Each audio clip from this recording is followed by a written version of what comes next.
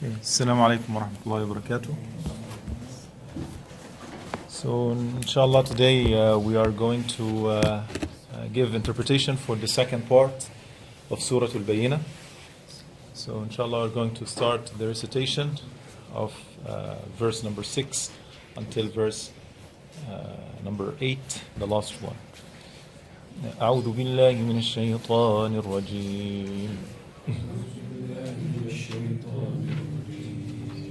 بسم الله الرحمن الرحيم إن الذين كفروا من أهل الكتاب والمشركين في نار جهنم خالدين فيها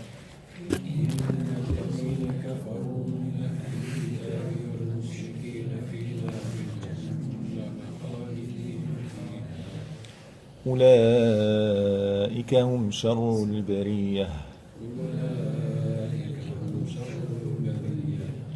إن الذين آمنوا وعملوا الصالحات أولئك هم خير البرية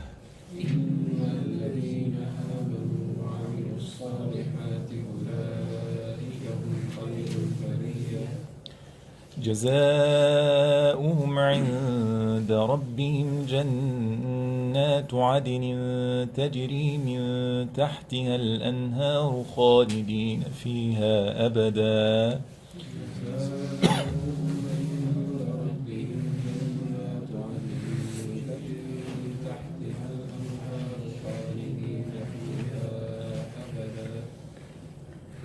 رضي الله عنهم ورضوا عنه ذلك لمن خشي ربه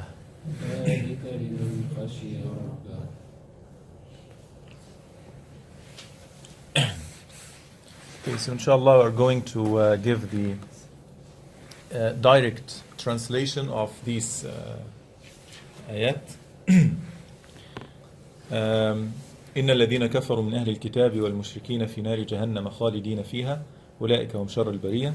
Indeed, they who disbelieved among the people of the scripture and the polytheists will be in the fire of hell, abiding eternally therein. خالدين فيها means that abiding eternally therein. Those are the worst of creation, or those are the worst of creatures. أولئك هم شر البرية means that those are the worst of creatures. إن الذين آمنوا وعملوا الصالحات أولئك هم خير البرية. Indeed, they who have believed and done righteous deeds, those are the best of creatures. جزاؤهم عند ربهم جنات عدن تجري من تحتها الأنهار خالدين فيها أبدا. Their reward with Allah will be gardens of perpetual residence, beneath which rivers flow, wherein they will abide forever. خالدين فيها أبدا. This is where, or they will abide forever. Allah being pleased with them, and then Allah subhanahu wa ta'ala رضي الله عنهم ورضوا عنه means Allah being pleased with them and they with Him. ذلك لمن خشي ربه. That is for whoever has feared his Lord. So these are the direct translation of these ayat in English. Let's go now to the tafsir of these ayat. But before going into the tafsir, I would like to give the two hints about the last part of the previous lecture, which is verse number 5 actually, which is وَمَا أُمِرُوا إِلَّا لِيَعْبُدُوا اللَّهَ مُخْلِصِينَ لَهُ الدِّينَ. There are two things I didn't mention maybe, or I didn't give emphasis upon, which is related to the word al-ibadah and the word ad-din. Al-ibadah and ad-din.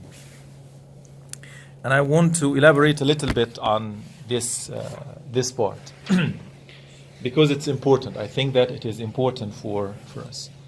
Actually, last time we said that وَمَا أُمِرُوا إِلَّا لِيَعْبُدُوا اللَّهَ مُخْلِصِينَ لَهُ الدِّينَ, that they haven't been commanded to do anything except to worship Allah subhanahu wa ta'ala and to be faithful. Okay, مخلصين له الدين. But I want to elaborate a little bit. مخلصين له الدين. I want to elaborate on the word ليعبدوا, al-ibadah. Okay, and also the word ad-din, مخلصين له الدين.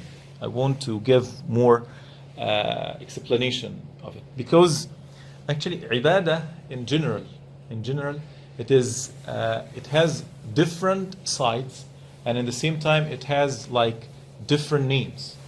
And sometimes whenever that we put the word ibadah in some context, it might give us some meaning that is different than if it has been put in another context. So for example, and al-ibadah, actually whenever that you talk about ibadah in general for any person, whenever I say ibadah, for what is the first thing that pops up in your mind whenever I say ibadah, for example? Ibadah in our deen, in our religion, what is the first thing that pops up in your mind? Salah. Okay, what else? Sincerity. Okay, what else? Submitting to Almighty. Submitting to Allah subhanahu wa ta'ala. Okay, so ibadah, as you can see from here, that you have different interpretation, right? And actually this is right also, because even the ulama, they have given it different interpretation. Even in the Quran, it has different interpretation. So let's go regarding this ibadah and see what is the meaning, linguistic meaning, and the technical meaning to understand it clearly. معنى العبودية الحقيقي, that is in the linguistic meaning, it means that الخضوع والطاعة. This is in لسان العرب. Okay, this is the meaning in the Arabic dictionary. العبادة الشرعية, and the technical or legislative meaning is هي الانقياد والخضوع لله تعالى على وجه التقرب إليه بما شرع مع المحبة.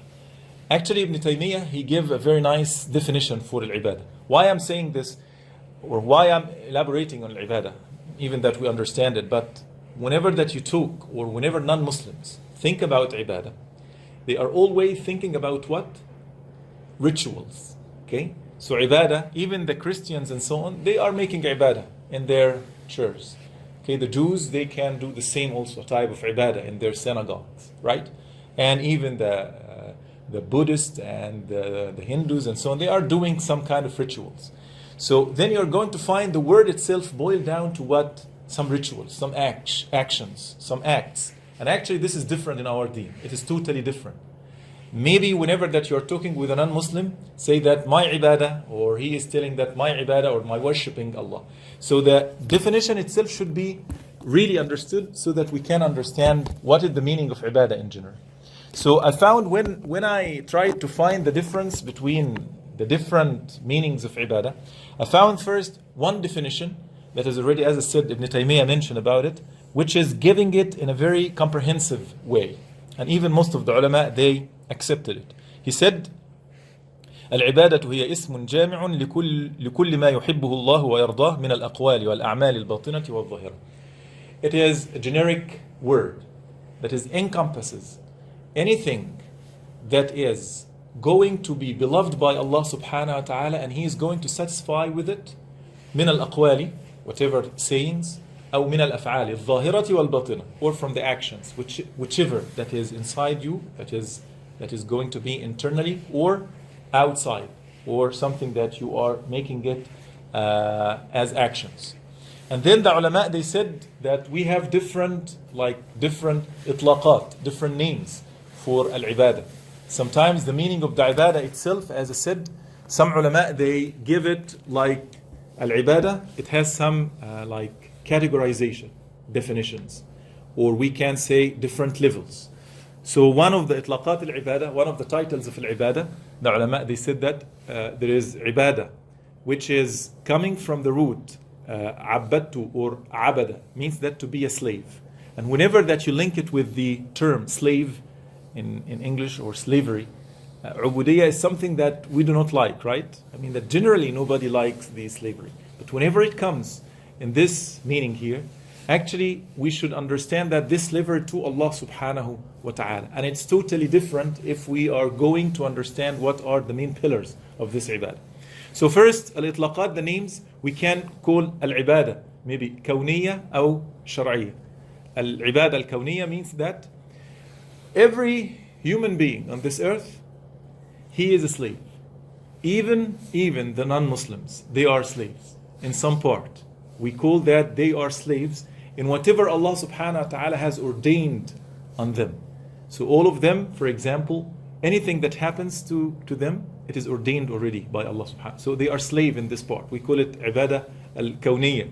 Kawniyya here, it does not mean universal actually. Kawniyya means that it is like being ordained or forced.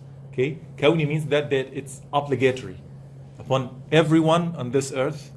Each one should go with what Allah subhanahu wa ta'ala has commanded him to do. And these things are, that is out of your hand. You cannot control. You do not have control over it. Okay? And the opposite of it, we call it al-ibadah al-shar'iyyah, which is that we are doing as Muslims. That we are doing ibadah shar'iyyah, which is what Allah subhanahu wa ta'ala has ordained and commanded us to do. And we are obeying Allah subhanahu wa ta'ala in it. So this is one of the names of it. Al-ibadah, meaning al-ibadah al-shar'iyyah or al-ibadah al-kawniyah. And another name, which is al-ibadah, sometimes we call al-itlaq al-masdari, means that it has different, like encompasses everything. Whenever that, as you said, فهي جميع أمور الدين من الاعتقادات والإرادات والأقوال والأعمال. Everything that is in the deen, from al-i'tiqadat, your creed, and from al-iradat, your wills, and the sayings and the actions, we can call it ibadah also. Okay? So this is another name. Another title or another name, al-itlaq al-aqadi. فكل عبادة لله توحيد. Sometimes we say that this is ibadah. Ibadah means that it is a kind of tawheed for me. Okay? And another, the last thing, itlaq al-fiqhi, ibadat amam muamalat, which is some ulama, they said that this is ibadat, which is related to the rituals of the salah, siyam, and so on, and muamalat, which is the dealings. That is how you or we are going to deal with one another. Okay? So these are the names. Arkan al-ubudiyya, there are two pillars. I do not want to give it too much or to dig deeper in this, but I want to give like the last thing, which is the main pillars of al-ibadah or al-ubudiyya. The first one is tamam al-khudu', tamam al-khudu', the complete and perfect surrendering, okay, to Allah. This is number one. And the second is tamam al-mahabba, which is the perfect love of Allah subhanahu wa ta'ala. So this is the main pillars of al-ibadah. If I ask you now, what is the main difference between the slavery to Allah subhanahu wa ta'ala, which is our slavery, ubudiyatuna as Muslims, and the slavery of any other people in this world? What is the main difference from your own point of view, based on the definitions and the pillars and so on? The second pillar that you mentioned. Yes, which is? The love for. Exactly, that's right. Whenever a person is under slavery, okay, maybe he is doing what we call it the perfect slavery. He is making the perfect obedience to his master, right? This is okay. But the point is, does he really love his master? No, not necessarily be the case, right? And the other case also, which is sometimes the slave loves his master, okay? But he is what? Like the father and son, for example, okay? The son, he loves his father, right? But does he like obey him in everything? It can be opposite also. Yes, it can be, yes. Okay, this can be opposite. And also difference of opinion. Yeah. I mean that it's not guaranteed 100%. So these type of slaveries, they are not there. But in Allah subhanahu wa ta'ala or in our deen, the slavery means perfect obedience. This is number one. And number two is perfect love to Allah subhanahu wa ta'ala. Because you need to know that whatever that you are doing, it is for your own benefit in dunya and akhirah. Okay? But whenever that we have the slavery or enslaved to any type of actions or people or masters and so on, we are not sure how we are going to be benefited from them. Just maybe we are having like a win-win situation. We are like servicing them and we are having like paid back for this. So this is the main difference between our slavery and there. This is al-ibadah. لِيَعْبُدُ اللَّهَ مُخْلِصِينَ لَهُ الدِّينَ. Ad-din, another point that I want to, ad-din in the Quran, this word in the Quran, it has different meanings. Okay, it has different meanings. Let me ask you one question. Already I have explained it before. In Fatiha, there is deen in Fatiha or not? Yes. What is the meaning of the deen in Fatiha? What is the verse? The day of the recompense. Yeah, the what? Day of judgment. Day of judgment, recompense, right? Yes. Okay. So al-hisab or al-jaza. That's right. Malik yawm ad-din. Ad-din here means what? Does din here means ibadah or rituals, salah and so on? No, it means what? Recompense. The day of recompense, okay? The day of accountability, that you are going to be held accountable for everything. Okay. And here, mukhlisina lahu ad-din. What is the meaning of ad-din here? If you are going to give a guess. Mukhlisina lahu ad-din in verse number 5. وَمَا أُمِرُوا إِلَّا لِيَعْبُدُوا اللَّهَ مُخْلِصِينَ لَهُ الدِّينَ. Here might be the religion. Religion. Okay. So this is one meaning, huh? It's submission to Allah. Submission, huh? Ibadah. Okay. Anyone else? Deen is the, if we say, complete work of life, Islam, so someone is sincerely following everything in it. So this is the main definition, yes, of it. But actually here, many of the ulama, including Al-Qurtoby, okay, and Ataher-ibn Ashoor also, Tahrir wa Tanwir, he mentioned that ad-din here means al-ibadah wa ta'a. Al-ibadah. Because وَمَا أُمِرُوا إِلَّا لِيَعْبُدُوا اللَّهَ مُخْلِصِينَ لَهُ الطَّاعَةَ وَالْعِبَادَةِ. In these kind of things, because it's already was there, okay, in their scriptures.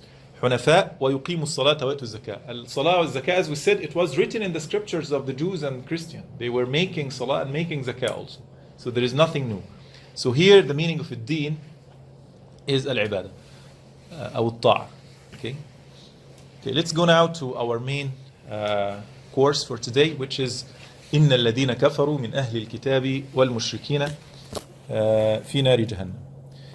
Whenever that we talk about إن الذين, we said that many times before. إن تفيد ماذا? What does it mean? What is the significance of using this article إن? Confirmation. That is removing any doubt from your mind regarding this. إن. Why? إن الذين كفروا من أهل الكتاب والمشركين في نار جهنم. As we said, the general meaning is those who are disbelieving and those who are associating others, they are going to be in the hellfire. Why the inna here is used? Actually, those people, like الذين كفروا, especially the Jews and the people of the book, they said that, okay, we are going to stay in the hellfire for a few days and then it will be okay for us. So here inna for them and also for us, that for them to be sure, no, it is not like what you are claiming that you are going to stay for a period of time, like 3-4 days or 3-4 weeks or something. No. You are going to be there permanently. Okay? And also for us to be sure that it is really those people are going to be in the hellfire. إِنَّ الَّذِينَ كَفَرُوا مِنْ أَهْلِ الْكِتَابِ. الَّذِينَ كَفَرُوا, as we said, that is believers. Okay? الَّذِينَ كَفَرُوا. Al-kufr. What is the meaning of al-kufr? I hope that the people can remember what I have said before. Cover up is the literal meaning. Yes, that's right. This is the Rejection is yes, the- that's right. And denial is the legislative meaning, that the denial of something. But the literal meaning or the linguistic meaning is it covering or hiding something. Okay? إن الذين كفروا من أهل الكتاب من أهل الكتاب من. Min here, I said that also before. Min, it has two different meanings. One is tab'idiyya and the other one bayaniyya. This min, which one? Do you know the difference between tab'idiyya and bayaniyya? Said that before. I think this is Bayaniya. Yes, this is bayaniyya. What is the meaning of bayani? Bayani means that لبيان الجنس.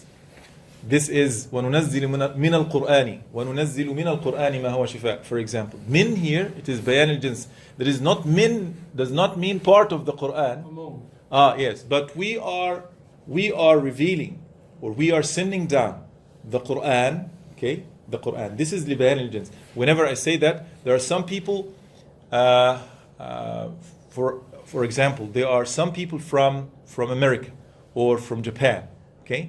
So I do not mean that there are some but maybe this meaning is not right. Tab'id sometimes comes whenever that I want part of it. There is people from US, example. Among them, there is this kind of things. Yes, minhum here, this is like tab'idiyya. Yes, that's right. But bayaniyya here, it is inna alladhina kafaru min ahli al-kitab. We mean all of them. All of them, without It's not, exception. a few among them. Yes, no. It's It is all of them. in So general. bayaniya here means that libayan al-jins, that is to declare or to say or to show that all the people, all of them, all of this group. Okay? So here it is bayaniya laysa tab'idiyya. من أهل الكتاب والمشركين. من أهل الكتاب, as we said, the people of the book, the Jews and the Christians. والمشركين, the idol worshippers, which is they associating others with Allah. And why we mention those two people or two groups of people specifically? Actually, Professor, I don't understand the difference between Ahl al-Kitab and Mushrikeen, because even Ahl al-Kitab, they are worshipping Jesus as a God. الذين كفروا من أهل الكتاب. Those are الذين كفروا من أهل الكتاب. This is the first group. And the other group, al-mushrikeen. This is the other. And Mushrikeen, it includes Christians also? Mushrikeen? No, it is only mushrikeen means even like the Christians, they worshipping. Mushrikeen also, like they are worshipping Jesus as a God also. So they are Mushrikeen. But they have the book. Yes, لقد كفر. It is already in the Quran. That is, they are disbeliever who are saying that Allah is the third of the three. Okay, this is what kafar, because they are denying that. The denial here comes from that they have received something and they denied it. So this is the title that they have been given for. If you want to put it like they are associating others with Allah, well, this is a title that Allah has given to them. I mean that they are denying the truth that already given in their scriptures. But al-mushrikeen, they are like, they didn't deny anything. They are like making gods, making idol gods and associating them with Allah. So again, this is the way of the Quran use for describing the people of the book, الذين كفروا in general. You mean that because they are worshipping Jesus, so they are associating others, right? Yes. Okay, this is, I understand, but in the Quran, Allah subhanahu wa ta'ala mentioning about the people of the book always, الذين كفروا. This is the title for those group. والمشركين في نار جهنم. نار جهنم, it is the hellfire, the hellfire. Jahannam comes from, it is whenever that we have a well in the desert and it's very deep. So we call it Jahannam. Jahannam or Jahannam means that it is very deep well. And actually here the meaning coming from here or coming from this root, which is Nar Jahannam, it is very deep, and there is fire there. Nari is fire. Nari. Nar, yes, Nar, it is the fire. Jahannam in the depths. Yes, Fi Nari Jahannam. Yes, Jahannam, it is the place itself very, very deep, like a trench, which is very deep. And coming from Bi'run Jahannam, in Arabic we call it like this. Bi'run Jahannam means that a deep well that is going to be in the desert. خالدين فيها, they are going to be permanently there. خالدين من الخلد means that they are going to be permanent. فيها, look, not only خالدين فيها. فيها means that inside it, deep there. Okay, so خالدين فيها. أولئك هم شر البرية. أولئك هم شر البرية. أولئك, this is اسم إشارة. اسم إشارة للتنبيه, take care, like, hey, take care, those people. It can be like this. إن الذين كفروا من أهل الكتاب والمشركين في نار جهنم خالدين فيها. Yes, for example, وهم شر البرية. Okay, so here it is أولئك للتنبيه, to take care. Those people, they deserve it, because what we have said before, because they have denied this and that and this and that. So أولئك للتنبيه. And hum, which is the ضمير, the pronoun, it is للاختصاص, for exclusively. Okay, for example, I'm going to say that this and this and this, Ahmad, Muhammad, Ibrahim, for example, they are going to be our leaders. Okay, so they are going to be they means that الاختصاص, only those people. It could have been like this, Ahmad, Muhammad, Ibrahim, our leaders, for example. But no, I say they are our leaders, so that to make it exclusive for those people. الاعتناء الاختصاص, for those people. أولئك هم شر البرية. Sharru, it is af'al tafdeel here, as Ataher-ibn Ashoor mentioned, like it is the worst of the creations, the worst of the creatures. Sharrul bariya. Okay, let me ask you a question. If we say some people, they were in China, for example, at the same time, why are they going to be from Sharrul bariya or not? So they are not min Ahl al-Kitab, and they are not from al-Mushrikeen. I mean that they are not idol worshippers. They are doing something else. So they are going to be from... Again, sorry, just For example, like Bariya, what's the meaning of Bariya word? Bariya, yes, okay, this is good. Bariya, okay, this is, I think it's important also. Bariya comes from bara, okay? Bara means turab in Arabic, turab. Sharrul Bariya, they are the worst of the creation. So because all the creation, especially human being, already have been created from dust, right? So Sharrul Bariya, they are the worst of the main source of their creation, which is the dust. And actually it has two qira'at here. One is Bariya and the other one Bari'a. Sharrul Bari'a. Maybe in Warsh, right? Bari'a. And actually Bari'a, which is Hams here, this is qira'at Ahl al-Hijaz. Ahl al-Hijaz, they said it Bari'a in general. Other Arab tribes, they said it Takhfif. يخففوا الهمزة. Bari'a. Okay? So qira'at Hafs, it is Bari'a. Warsh, Bari'a. Other qira'at, you will find and Bari'a comes from Bara'a. Bara'a means that to bring something to the existence, innovative, like with innovation. Okay, Bara'a, to bring something that hasn't been existed before. Okay, this is the meaning of al-Bari'a or Bara'a. Okay, أولئك هم شر البرية. So the question. Yes, about the question now. What do you think about this? So these people, even if they don't believe or they are not worshipping idol gods, but still they are mushrikeen. Mushrikeen. Yeah, because What if they are not mushrikeen? They are like infidels, pagans. They do not have any God to worship. They are not doing anything. Like Koreans, for example, like the Chinese and so on. They are not believing in anything. What do we think about it? Not believing means they are disbelievers. Yes, that's right. But we cannot. This is my question. Should we put and categorize them with the الذين كفروا, disbelievers, or al-mushrikeen, the associating others with God, or they should have another label? For example, I think if we take an agnostic, so I met some people, they sometimes believe there is a creator, but they don't follow some religion, or they say we don't have a religion. Maybe they are lesser of the bad people. Yeah, that's okay. That's good. I think that you got the point. That's the point. Because they, due to their culture or something, the message did not appeal to them. Mm-hmm. But if Okay. we take some people, for example, you mentioned about China. Yes. For example, the Muslims there nowadays have a very hard time. They cannot practice religion. Yes, They- Yugur. Yes, that's right. I would think Yeah. those kind Of people. Yes.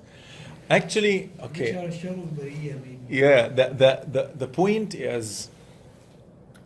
The point here, Sharul Bariya, and this is some of the scholars they mention about this.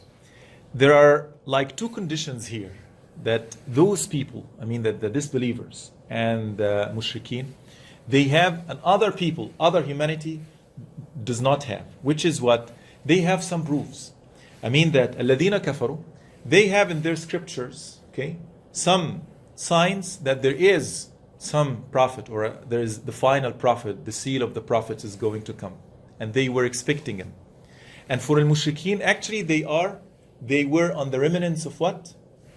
Abraham alayhi salam, Ibrahim alayhi salam. So they know some, but they are deviated also, because they put some, they are worshipping some idols with it. So also they deviated the prophet. So they have some remnants there. There are some kind of background for them. Whenever that background is there, this qualifies them to accept the new message directly. But actually they didn't. This is why they are in the least or in the worst position. But other, like Zanadiqa and Wathaniyin and so on, other people, yes, they are going to be in the hellfire also. But they are not going to be Sharrul Bariya. They are not going to be the worst level. They are going to be there, as you said, okay, in some place there. Okay. So this is why the Sharrul Bariya. So, can we include them in الذين كفروا with الذين كفروا? الذين كفروا. The meaning? Like Chinese, like. No, we cannot put them with this. And actually here in Mushrikeen, الذين كفروا is only for أهل الكتاب. yes, the Jews and Christians only. It is Jews. Do you know that even the Jews, they are not here? Some ulama, they put it with the Mushrikeen and so on. But actually, Zanadiqa, Al-Wathaniyin, and other people that do not believe in anything, other people that believing in stars, for example, or something like Sabi'a. So they are also not here. But they are in the hellfire. But here Allah subhanahu wa ta'ala is giving the example with the worst case people. Okay? Sharrul I Bari. have an experience. I talked to a few friends, Yes. Chinese also, Korean also. Yeah.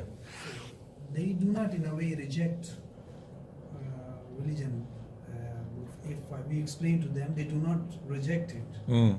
Mm. So it seems very convincible. They are in a way convinced. Yes. It seems reasonable to them. Yes. Yes, yes. So you mean that they didn't receive the message in a right way, you mean? Okay, yes. This is why there is a categorization. This is why Rasulullah ﷺ has been sent for the entire humanity. For the entire humanity. And the point, if there is some people, they didn't receive the message, and they didn't hear about it, then maybe they are going to be excused, and maybe, Allahu A'lam, they are going to be from the people of Ahl al-Fatra. And Allah subhanahu wa ta'ala would make a test for them in the day of judgment, and based on this test, they are going to be the hellfire or the paradise. But the point is, those people, from my own point of view, maybe they are very rare, because now we should know about everything. Okay? Even that the minority in any place that being tortured or punished or something, or being persecuted or something, we hear about this. I mean that now we are a very small village as the universe is coming together.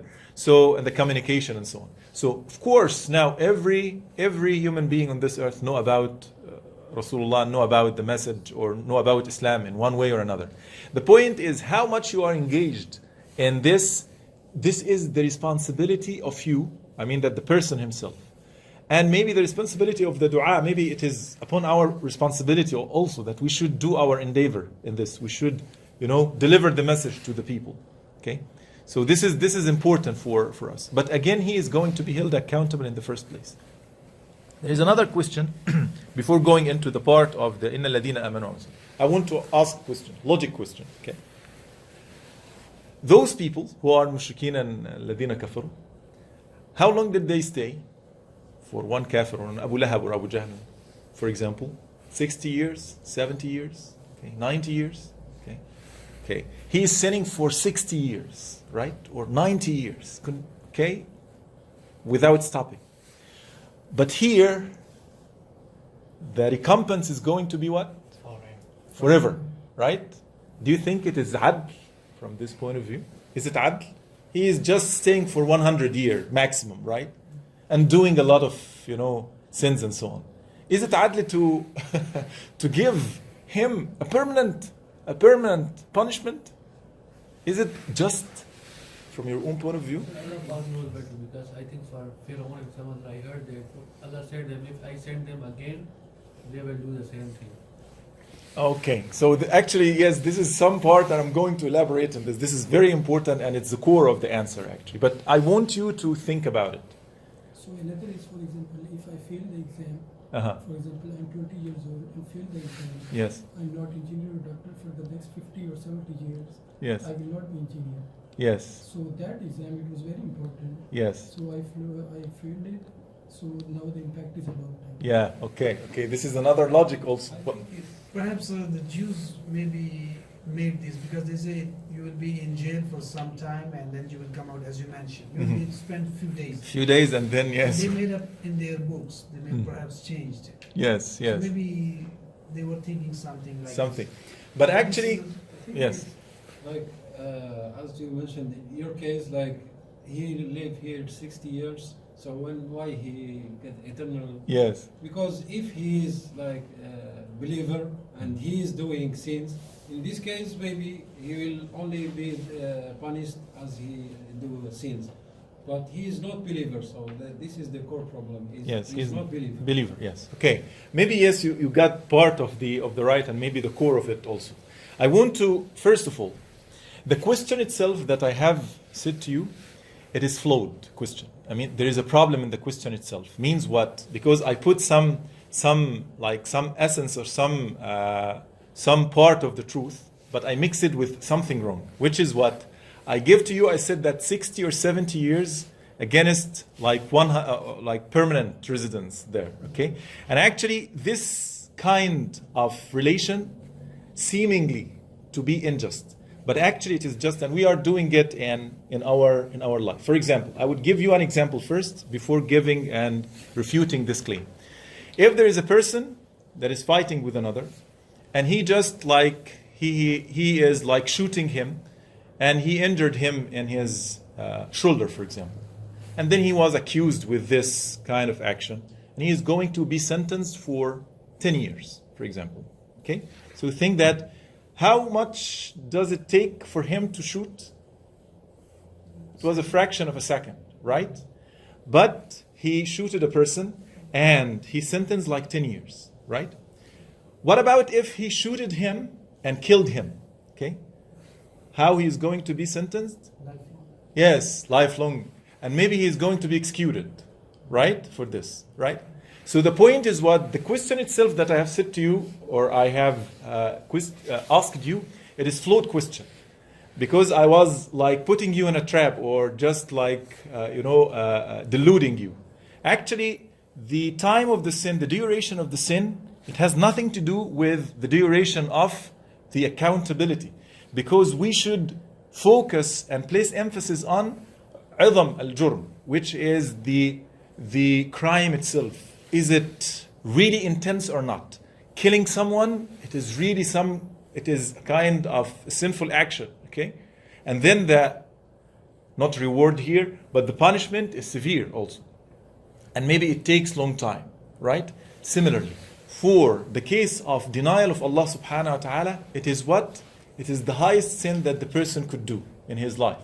Why? Because you are denying that whenever that I give to you something, and it belongs to me actually, and give it to you and say that this is from me to you. And then after a while you deny it. You say that I do not owe you anything. And then you are not doing this, you are humiliating me, for example, and accusing me that I'm not just, and so on.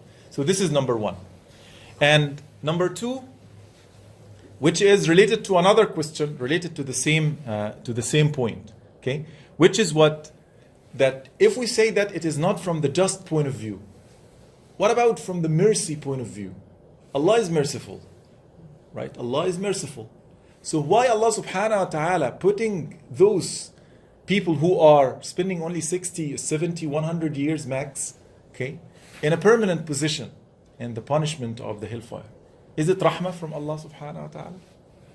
If we do not deal with the just here, or dealing with the mercy of Allah, do you think that Allah is merciful here? Allah already said in the Quran, Allah is not merciful for the zalimin. Yes, that's okay. This is maybe, before going into this, I forgot to tell about what you have mentioned regarding the first part, which is the justice. Allah subhanahu wa ta'ala mentioned in the Quran, وَلَوْ رُدُّوا لَعَادُوا لِمَا نُهُوا عَنْهُ. وَلَوْ رُدُّوا لَعَادُوا لِمَا نُهُوا عَنْهُ. Means that those people who committing the sin, if they have another chance, if they have given another chance, granted another chance, they are going to make the same sinful action again. They are going to fall into disbelief again. So those people, what? Like what? Like a person that you give him an exam, okay? And he didn't study, and give him an exam. And then he sat for the exam, and then he was trying to solve and couldn't solve anything. Then he was disqualified. And then after that he comes again and say, I want to take another exam. So this is another exam. And he sat for the exam again and he didn't study. And then he disqualified again. So the problem in the exam or in the person himself? In the person. This person, he is disqualified person. He does not deserve to be qualified. So this is the problem of the person. So Allah just. This is something very important. As we said, you should believe in Allah that He is the just. And you do not claim anything else. This is regarding وَلَوْ رُدُّوا لَعَادُوا لِمَا نُهُوا عَنْهُ وَإِنَّهُمْ لَكَاذِبُونَ. This is regarding the justice point of view. Regarding rahmah point of view, do you think Allah is merciful here? Regarding this, why Allah subhanahu wa ta'ala just send them for 500 years, that's enough. 1,000 years, that's enough. From the mercy point of view. Actually, from the mercy point of view, Allah subhanahu wa ta'ala is the most merciful. The most merciful. Why? Because Allah subhanahu wa ta'ala has given to them different warnings in their life long. Allah subhanahu wa ta'ala sent to them the messages, the messengers. all the dua effort, Allah subhanahu wa ta'ala has given to them inside their bodies, inside their hearts, inside their intellects, signs for this. So this is from the rahmah of Allah subhanahu wa ta'ala. I cannot come in the exam, for example, before the exam I say, hey, take care. There is a question would come from this chapter. Take care of it. And then you just overlook. You say, no, it's okay. And there is another question from this chapter. No, it's okay. This is from my mercy that I'm going, or out of mercy that I'm telling you that please take care of this, take care of that, take care of this, take care of that. And then at the exam, you come and say that, oh, I didn't do anything. Then the mercy of Allah was there. It is before.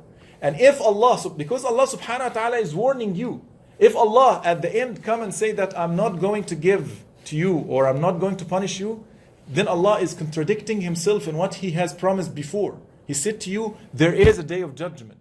And there is some people going to be punished, and other people are going to be delight in the paradise.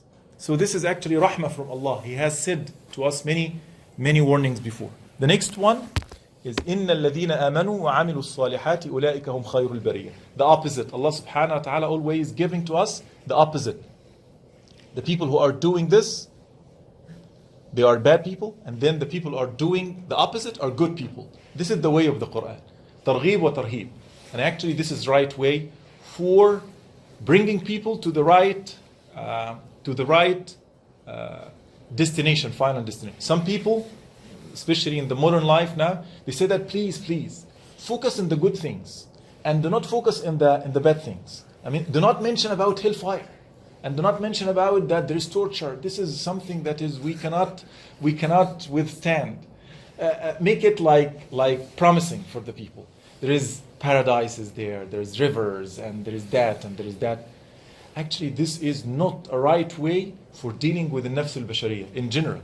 Nafs al-bashariyah means that your soul needs warning and needs hope in the same time, both together. If you are focusing in things only that is very good, you'll find half of the humanity. They are not going to. Some people would say like this: I do not want paradise. I'm living here. This is enough for me. I am in the paradise. Really? But how you are going to bring him to the right thing? Some people, they are taking drugs and so on and say, this is paradise for me. I do not want more. Actually, this is not right. So it should be, this is the way of the Quran. That is targhib wa tarhib. That is take care, warning, and at the same time there is a hope in the mercy and the paradise of Allah subhanahu wa ta'ala. إِنَّ الَّذِينَ آمَنُوا وَعَمِلُوا الصَّالِحَاتِ.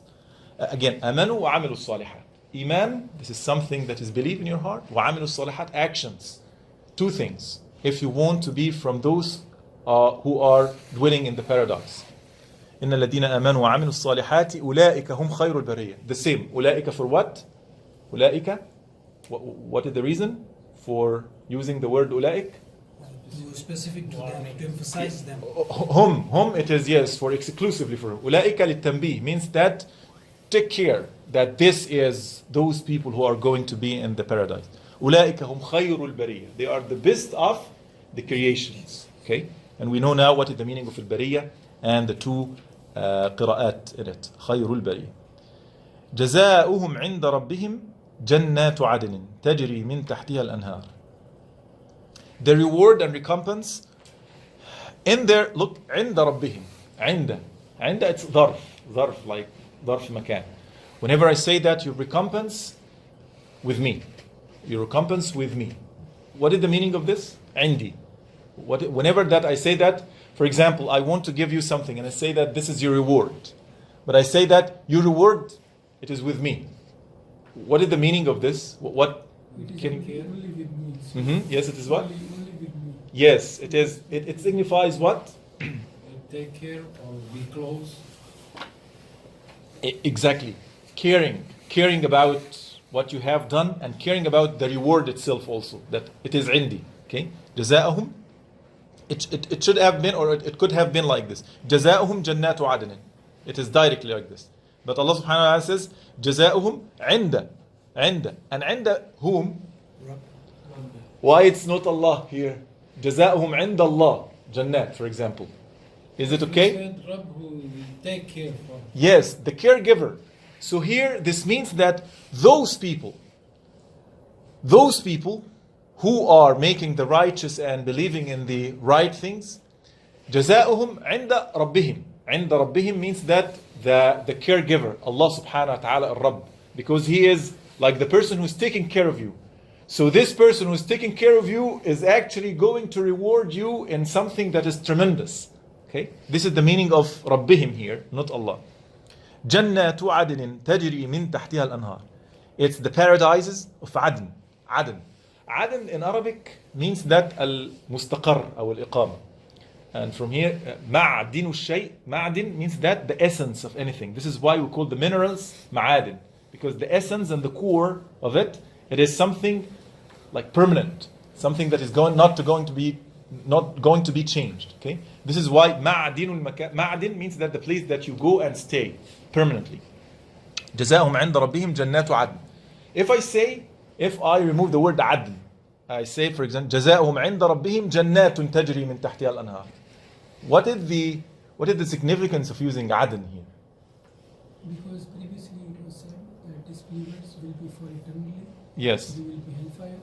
So opposite to it, that the believers going to the paradise will be also Eternally. not for a short period. That's right. Because maybe if I say جزاؤهم عند ربهم جنات تجري, maybe it's a visit.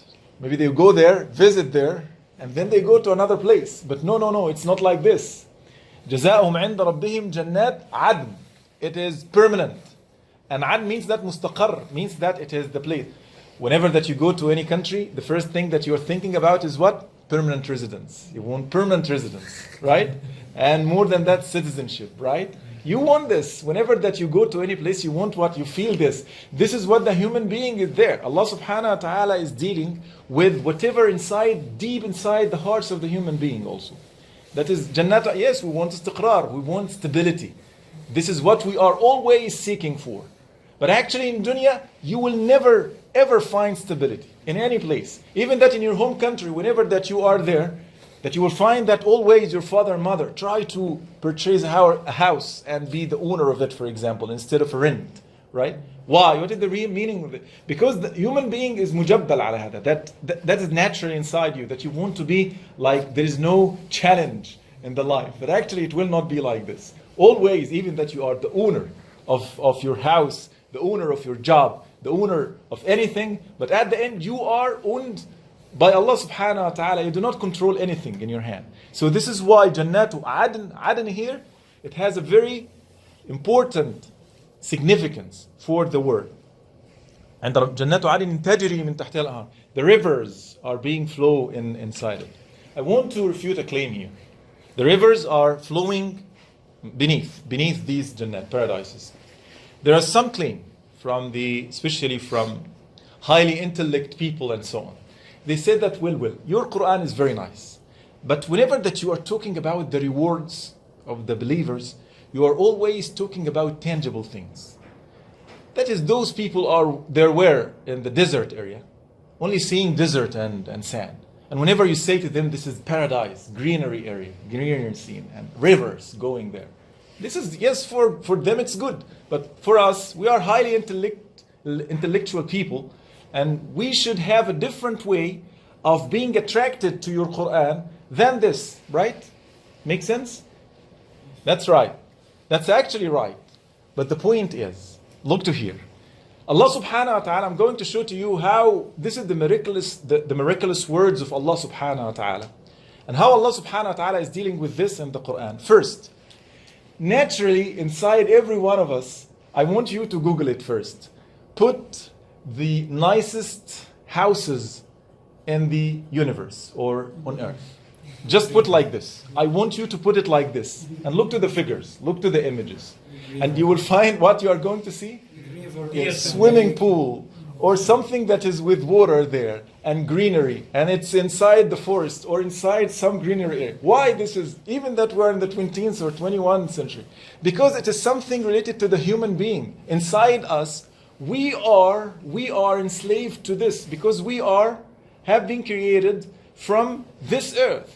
And whatever that is being there in our emotions, it will be here now. And after 1,000 years also, the people who are going to live in this earth, they are going to be like this. Because this is something natural.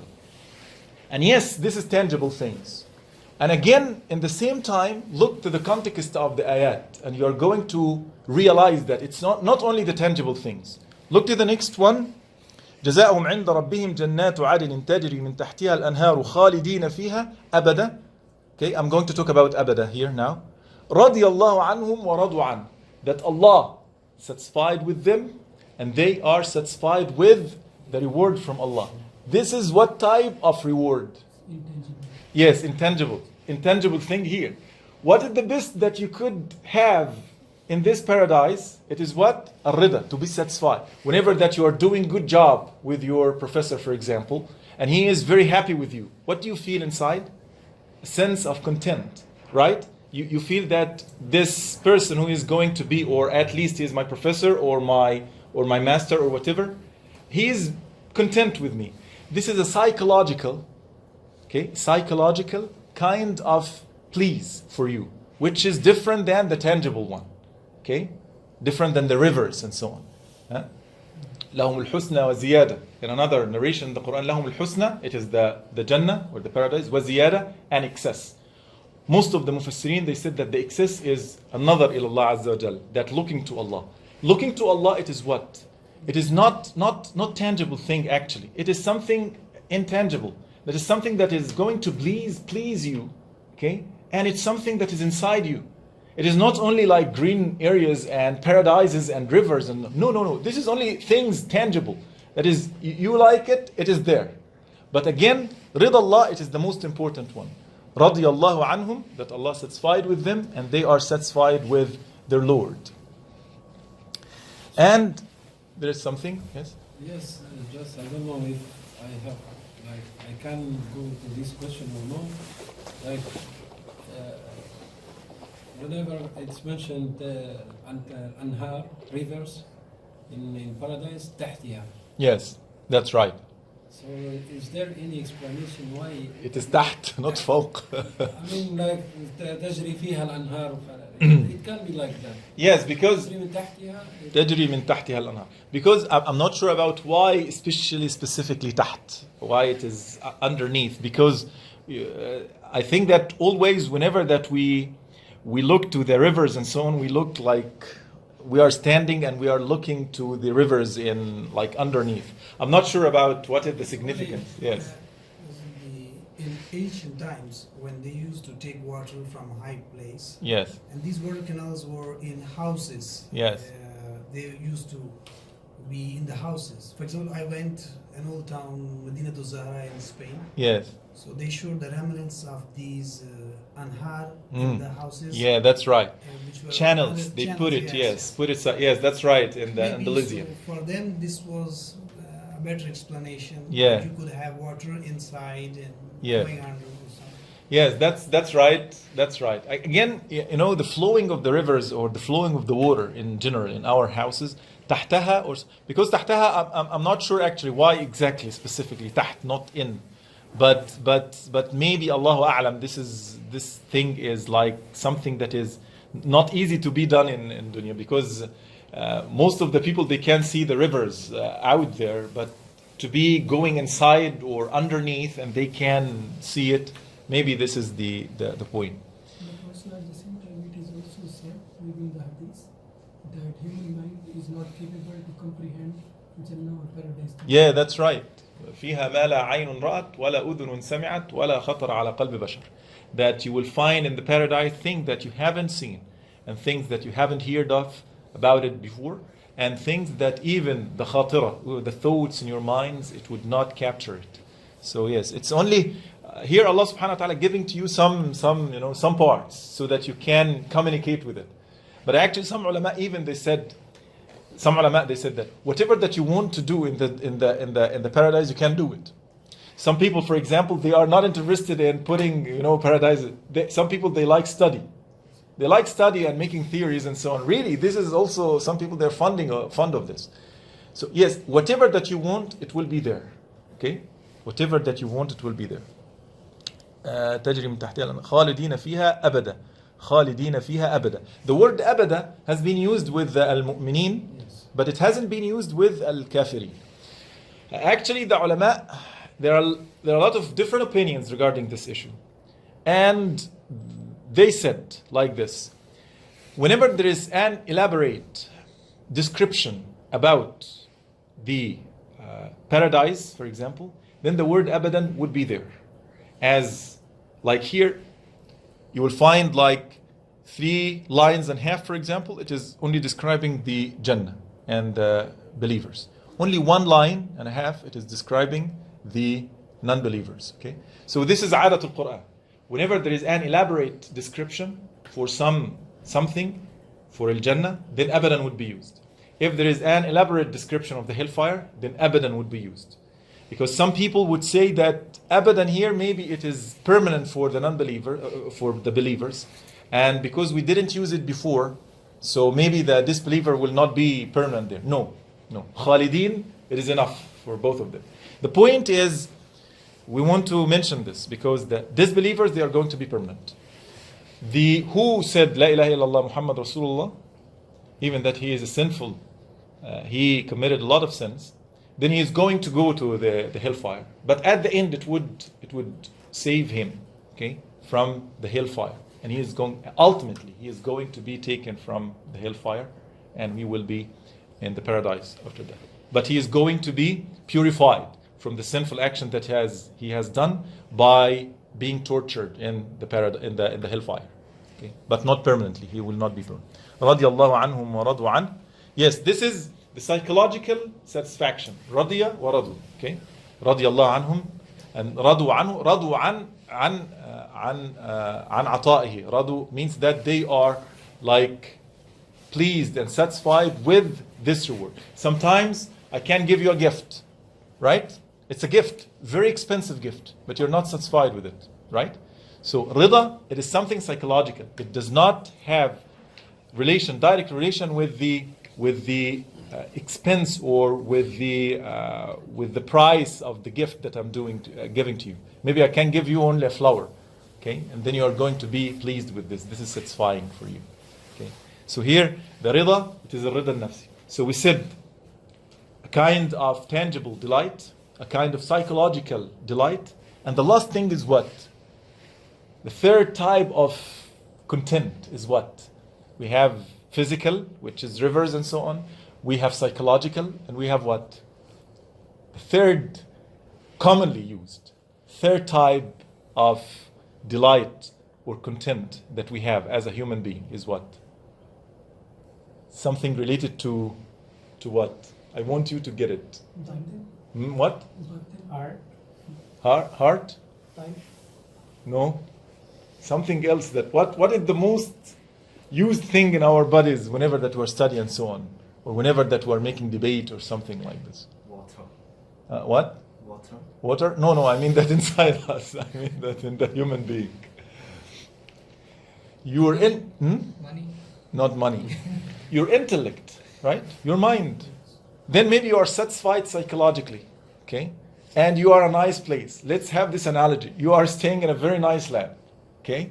And you are taking very nice salary, okay? And your professor is satisfied with you and you like him. But actually you are not satisfied with the work itself, okay? Intellectually you are finding that this is below whatever that you should deal with. So the intellectual part should be or should deserve a kind of what? A kind of reward also. And this reward, actually it was there. What is the title of this surah? Al-Bainah. What is the meaning of Al-Bainah? The clear proof for what? For our bodies, for our heart, or for our intellect? Intellect. So actually here, the clear proof, which is Rasulullah sallallahu alaihi wasallam and his message, and all of the commandments of the Quran and so on, this is really, if you live with this, you're going to understand that this is the delight of the intellect, that to live with the commandments and the ordains and these kind of things that Allah subhanahu wa ta'ala has put in his book, and these kind of teachings that Rasulullah sallallahu alaihi wasallam spread around on the Sahaba mouth and tongues to deliver it to us. this is the real pleasure of our minds. So here in Surah Al-Bainah, the three different aspects have been covered. ذَلِكَ لِمَنْ خَشِيَ رَبَّهُ. That is for those who are khashiyah. Khashiyah in English translation, it is fear. Okay? But actually in the Quran, you will find different words. That is being used in the same like generic meaning, which is I want to finish inshallah within 5 minutes. Okay? So sometimes here if I say ذَلِكَ لِمَنْ خَافَ رَبَّهُ, for example, what do you think about this? Khafa. Khafa in Arabic means what? Khafa. Yes, fear, right? And khashiyah means what? Fear also, right? This is in English. This is why the significance of the word would not be captured in English. It would be captured in what? In Arabic. So khafa and khashiyah. What is the difference between the two? Why here khashiyah? ذَلِكَ لِمَنْ خَشِيَ رَبَّهُ. Khashya is khawf with love. Khawf with love, how difficult. Maybe it's kind of hope when you are even not committing sins. خوف and A Raja. kind of softness. Khawf, what was what? خوف and Raja. Khawf and raja. Yes, they are the opposite, but there is something, only one word that is differentiating khawf from khashiyah. Khawf and khashiyah. There is something, and it's in the Quran. And it is in the Quran. One ayah in the Quran, one part of ayah actually. It means that we should be afraid. We should feel afraid of God. Yes, that's right. But with different understanding of the fear. The only word in English is fear. But we are asking about what is the difference, because khashiyah here is different than the word khawf. Khawf and khashiyah, they are being translated with the same word, but they have different roots in Arabic. Any word? Hope. Huh? Hope. Hope? Hope, like afraid with hope. Like خوف is being feared Uh-huh. for some danger, Danger, that you will something. be punished, Uh-huh. and khashia is at the same time, like brother said, with the hope. With the hope. that Rahma. Rahmah. Yes, you are going closer now. The main difference is what? Al-ilm, the knowledge. The point is what? First, in the Quran, Allah subhanahu wa ta'ala says, إِنَّمَا يَخْشَى اللَّهَ مِنْ عِبَادِهِ الْعُلَمَاء. Right? He didn't say, إِنَّمَا يَخَافُ اللَّهَ مِنْ عِبَادِهِ الْعُلَمَاء. No. يَخْشَى. Why? Because al-khashya, it is engaged with knowledge. And again, I can tell you this kind of example. Sometimes al-khawf from something that is very feeble, very weak. Sometimes I can fear, for example, from a cockroach, okay, or a rat, or a cat, okay. Maybe a 3-year-old child can fear from a 6-year-old child, but actually all of them, they are kids, right? So he is fearing from someone that is bigger than him, but actually this fear is what? There is no knowledge. This person is weak, actually. So al-khawf, it is related to the weakness inside you, inside the person that is khaif, that is already fearing. Khashya, it is related to the person that you are fearing from. You know him and you have the knowledge of him. So this is khashya. This is why it is related to Allah subhanahu wa ta'ala. And the difference is al-ilm. If you have or you know well about the person that you are fearing from, and it is always Allah, then you are going to fear him with great deal of respect and with great deal of knowledge, because he deserved to be feared from. Okay? So this is the main difference between khawf and khashya. ذَلِكَ لِمَنْ خَشِيَ رَبَّهُ. This is for those who are fearing from their Lord based on knowledge. Because again, the الَّذِينَ كَفَرُوا وَالْمُشْرِكِينَ, already the knowledge has been given to them, but they rejected. But actually in the believers, they received the scrolls or the suhuf of Al-Quraan. As we said, يَتْلُو صُحُفًا مُطَهَّرَةً فِيهَا كُتُبٌ قَيِّمَةٌ. Look here. So here Allah subhanahu wa ta'ala is telling, this is the evidence is there. Read it. Read it. And then the believers, they read it and believe in it. But those people, الَّذِينَ كَفَرُوا, no, they denied. Okay, this is ذَلِكَ لِمَنْ خَشِيَ رَبَّهُ. Those for who are fearing Allah based on knowledge, based on something they know. This is the end of today's explanation of Surat Al-Bainah. Do you have any? Actually, Hadith and Ahl Kitab. Yes, Ahl al-Hadith and Ahl al-Kitab. Ahl al-Hadith, this is in the subcontinent always, they say Ahl al-Hadith.